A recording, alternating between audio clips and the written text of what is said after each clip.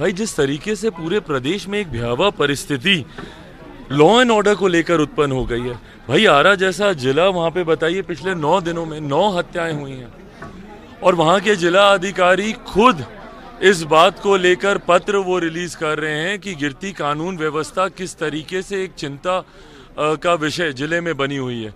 जब एक जिला अधिकारी को स्वयं इस तरीके का पत्र लिखना पड़े जहां पे वो लॉ एंड ऑर्डर के फेलियर को लेकर वो जिक्र कर रहे हैं, ये अपने में दर्शाता है कि ये एक सामान्य परिस्थिति नहीं है।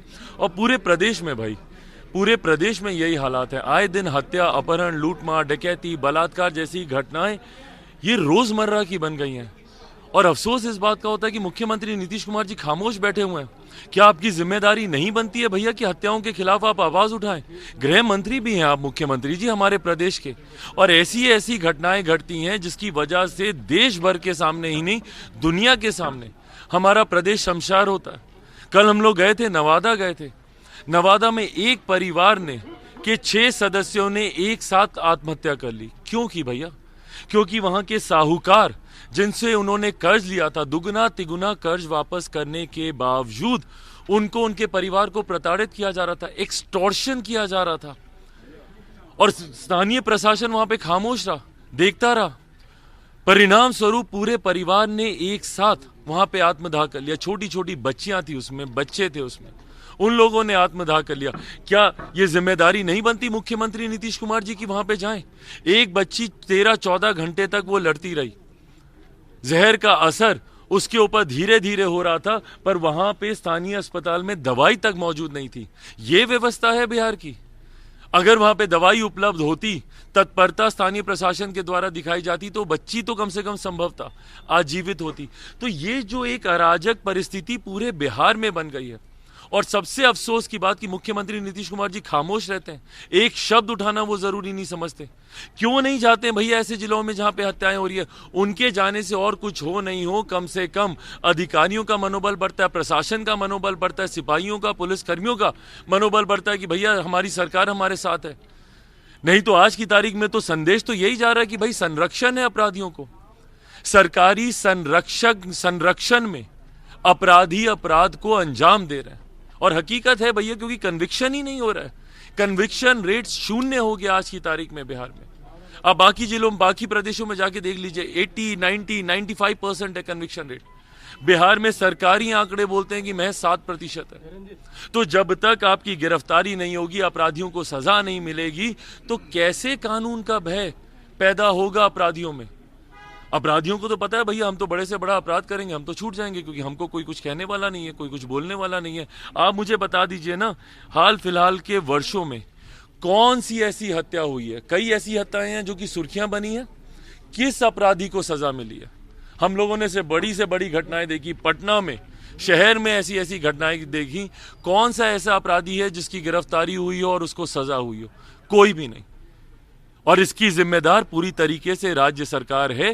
राज्य सरकार की मानसिकता अपराधियों को संरक्षण देने की है, और इन्हीं के संरक्षण की वजह से आज की तारीख में बिहार में अपराधियों का मनोबल इतना ज्यादा बढ़ा है। कुर्नी में भी उपचुनाव है, आप प्रचार करने जा रहे हैं भाजपा के साथ, आप 2 उपचुनाव में भी गए हुए थे, तो क्या इस बार भी कुर्नी में? मैं बिल्कुल जाऊंगा भाई। कुर्नी में हम लोग प्रचार भी करेंगे मजबूती से।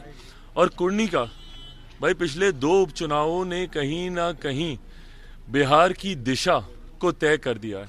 दोनों उपचुनाव ने इतना तो कम से कम दिखा दिया है कि मुख्यमंत्री नीतीश कुमार जी पूरी तरीके से अपना जनाधार खो चुके हैं। एक उदाहरण मैं आपको देता हूं, मोकामा का ही आप ले लीजिए।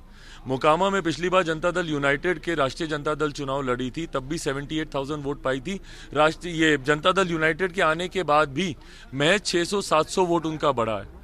तो भैया कहाँ गया मुख्यमंत्री नीतीश कुमार जी का वोट? जो पिछली बार वो 40,000 वोट लाए थे एनडीए के साथ, भाई 40,000 नहीं भी बढ़ता, 20,000 बढ़ता, 5,000 बढ़ता, कुछ तो वोट बढ़ता ना, कि समझ में आता कि भैया मुख्यमंत्री नीतीश कुमार जी का वोट वहां पे ट्रांसफर हुआ है। हकीकत है जनता पूरी तरीके से, जनता का विश्वास मुख्यमंत्री नीतीश कुमार जी से उठ गया है। मुख्यमंत्री जी अपना जनाधार पूरी तरीके से बिहार में खो चुके हैं, और इसीलिए मैं कुर्नी के उपचुनावों को और ज्यादा सहज मानता हूं, क्योंकि यहाँ पे स्वयं जनता दल यूनाइटेड ही चुनाव लड़ रही है। भाई ये वही पार्टी है जिसको अकेले चिराग पासवान ने 2020 के चुनाव में तीसरे नंबर की पार्टी बना दिया था, जिसकी टीस आज भी जनता दल यूनाइटेड के राष्ट्रीय अध्यक्ष की जुबान पे रह रह के आती है जब वो कहते हैं कि भैया चिराग मॉडल ने हमें हराया, चिराग मॉडल ने हराया। तो पिछली बार तो अकेले ही मैंने हरा दिया था, इस बार तो भारतीय जनता पार्टी साथ में है। भाजपा के बी टीम भी बोलते हैं। भाई वो तो कुछ भी बोले, अपनी ए टीम पे तो काम करें। भाई वो हर किसी को, ओवैसी साहब वो बी टीम, ये बी टीम, चिराग बी टीम, ये बी टीम, अपनी ए टीम को आप खोते जा रहे हैं। राष्ट्रीय अध्यक्ष जनता दल यूनाइटेड जी से मैं आग्रह करूंगा कि अपनी टीम पे ध्यान दें। आपका जनाधार जा रहा है, आपके साथी अब आप पे सवाल उठा रहे हैं, आपके संसदीय बोर्ड के अध्यक्ष आपकी नीति पे सवाल उठा रहे हैं। शराबबंदी कानून को ये लोग विफल बना रहे हैं, आपके गठबंधन के साथी कांग्रेस के लोग आपकी नीतियों पे सवाल उठा रहे हैं। चिराग पासवान तो विपक्ष का है ही भैया, सवाल करेगा ही करेगा आपसे, बट अब जब आपके साथी आप पे सवाल उठा रहे हैं, ऐसे में ये उपचुनाव आपके लिए जीतना असंभव होगा। हेमंत सोरेन है आज वो ईडी के सामने पेश हो रहे हैं। नहीं बिल्कुल ठीक है भाई, जांच के विषय हैं, जाएं अपनी बातों को वो रखेंगे। इससे पूर्व भी जिस तरीके से न्यायपालिका की तरफ से उनके पक्ष में उनको कुछ राहत मिली है। देखिए मैं हमेशा इस बात का मैं पक्षधर रहा हूं कि अगर कोई दोषी नहीं है, किसी ने कुछ गलत नहीं किया, तो उसको डरने की जरूरत नहीं है। और अगर इनको लगता है हेमंत जी को अगर उन्होंने कुछ गलत नहीं किया तो जाएं और अपनी बातों को रखें। पंजाब के सीएम उन्होंने कहा है कि बिहार और यूपी से अच्छा पंजाब का लॉ एंड ऑर्डर। भाई ये सोच तो कहीं ना कहीं चुनाव के वक्त भी हम लोगों ने देखी थी, सिर्फ वो नहीं की नहीं, कांग्रेस की भी ये सोच हम लोगों ने देखी थी। ये क्षेत्रवाद को लेकर बातें करना, जाति को लेकर बातें करना, ये डिस्क्रिमिनेशंस। भाई मैं 21वीं सदी का पढ़ा लिखा युवा हूँ, हम सब पहले भारतीय हैं भैया, उसके बाद हम लोग किसी प्रांत के हैं, किसी जाति के हैं, किसी धर्म के हैं।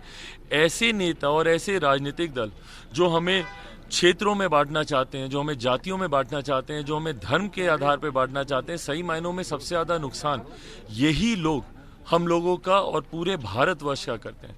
भारत एक है, विभिन्नताओं का ये देश है और भारत की सबसे बड़ी ताकत ही ये विभिन्नताएं हैं। जब आप क्षेत्र को लेकर जब आप इस तरीके के कमेंट्स करते हैं या किसी की वेशभूषा को लेकर, जिस तरीके से टीएमसी के एक मंत्री ने जिस तरीके से हमारी मां महिम राष्ट्रपति जी के बारे में जिस तरीके से उन्होंने टिप्पणी की, उनके लुक्स को लेकर, उनकी वेशभूषा को लेकर, ये तमाम बातें निंदनीय हैं।